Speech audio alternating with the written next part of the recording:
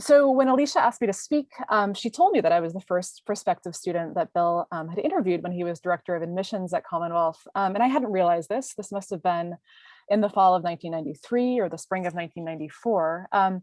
It was obviously a very important day for me too. And it's a day that I remember very clearly. In particular, the library, where I was asked to write about a photograph. It was a forgettable story, or at least I've forgotten it, but I'll never forget the room as it was that afternoon. The dust floating in the afternoon light that day, the sound of Commonwealth Avenue just outside. It was nothing at all like the small town school that I'd attended to that point. So I never took a class with Bill.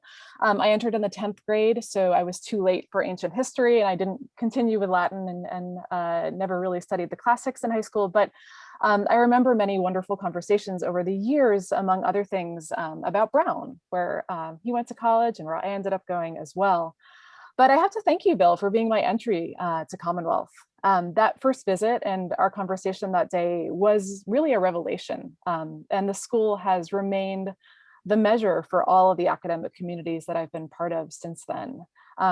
Without Commonwealth's English program, without its humanities programs, I'm fairly certain that I wouldn't be doing what I'm doing today, which, as I was writing to Kate, is very much about close reading all the time.